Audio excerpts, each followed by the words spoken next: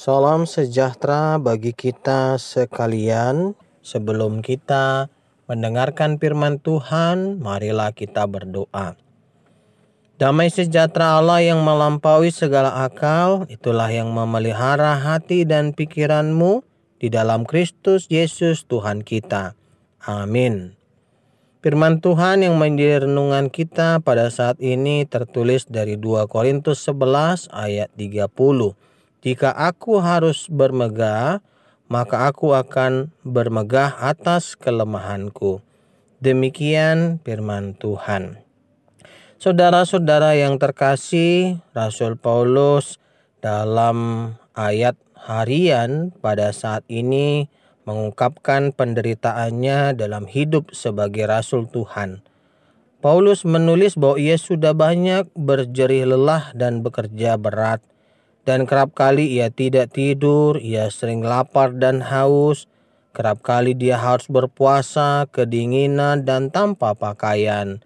Itu bisa kita baca di 2 Korintus 11 ayat 27. Sudah sewajarnya ia merasa khawatir dengan adanya jemaat Korintus yang sudah lama dibimbingnya, disesatkan oleh rasul-rasul palsu yang mungkin dianggap hebat dengan segala yang dibanggakan mereka.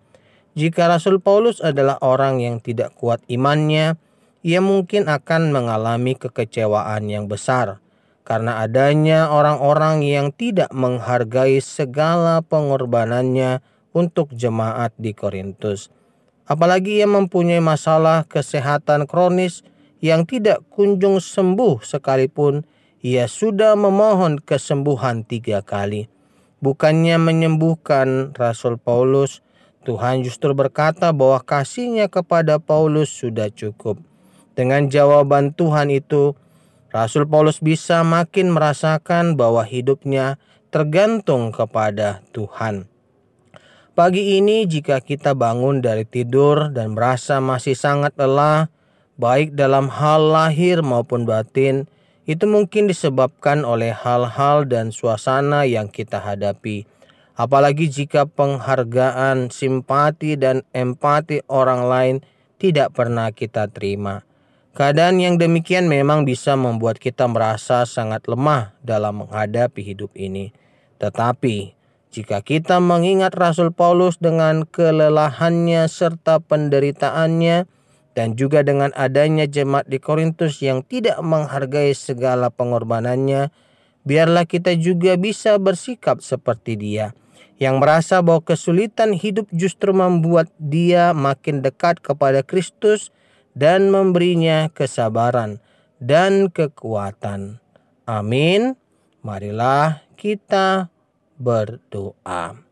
Bapa kami yang bertahta di dalam kerajaan sorga, yang kami sembah di dalam nama anak-Mu Tuhan Yesus Kristus, kami mengucap syukur ya Tuhan atas kasih, berkat, dan anugerah yang Tuhan berikan kepada kami.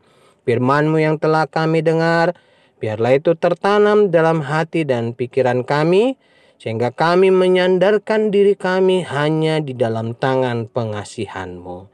Ya Tuhan, berkati kami, beri kami kesehatan, kekuatan, hikmat, dan segala apa yang perlu dalam hidup kami. Tuhan, sembuhkan saudara-saudara kami yang dalam keadaan sakit, dan Tuhan lindungi kami.